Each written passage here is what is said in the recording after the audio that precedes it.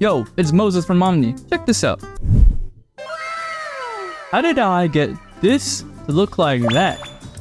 It's actually pretty simple. I'm about to show you the steps really soon. First, I want to explain the thought process here. Photography is interesting when it comes to like having subjects. Our eyes naturally will look toward whatever the brightest part of the image is normally whenever we're looking at pictures. So the goal should be to get your subject to be their brightest part of your image. If you were to go into Lightroom right now, radiant, do something like this, make my face really, really bright, that can sort of work. It's not the worst thing, but I don't like doing that because it looks unnatural. A good editor could be like, oh man, he really brought the exposure up on his face. You can see it on his shirt. Like, my technique kind of kills that. So what I do, I raise the temperature up just a little bit. Not so much to the point that's overbearing, but just like a tiny bit. To go to masking mode, go over here where it says background, select that. And then what you'll notice that it selects the background. But you'll notice for here, it got a little bit of my leg in my pick here. I want to get rid of that. So I'll go ahead and just hit this little, click on it, go where it says subtract, go to the brush, and just manually get that shit out of here.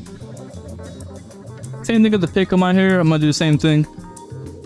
Once you have your background fully selected, what you're gonna do here, you go to exposure and you drop that a lot, like a lot, almost down to like almost to the point where it's like a 1. Depending on your picture, it might need more, might need less, but normally around like -80 to like -1-ish. And then you're gonna bring your shadows up a lot.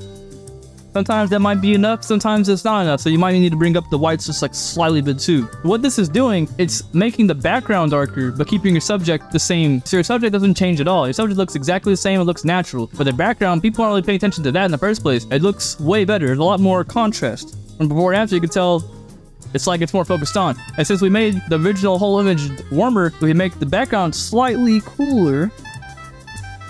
Then I have a warmer subject, but the background's cooler. It makes this cool little contrast between warm and cool colors. Off of that alone, major difference in how it looks already.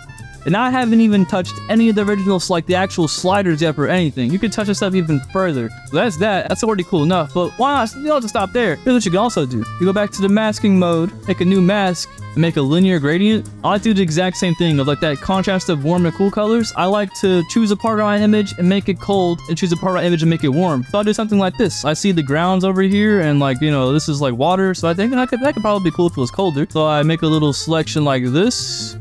And then I change the temperature to like make it much colder. Now the ground and the road and the water there, it looks a lot cooler.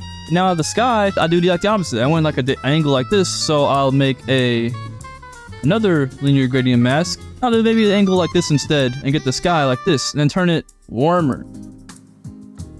Instantly, what it does, it makes this cool contrast of this warm and cool again. So now it pops out even more than it did before. I'll be very subtle with that, because if you do too much of that, it's gonna look kind of. And then there's the standard settings I would do for my stuff, my personalized things. I'd probably bring the highlights, bring them down, bring the whites up though, make it glow, bring the blacks up, shadows down. Add a little bit of a curve, feel me? That S curve. Never go wrong with a juicy S curve. A little bit of texture to it, yes sir. A little bit of clarity.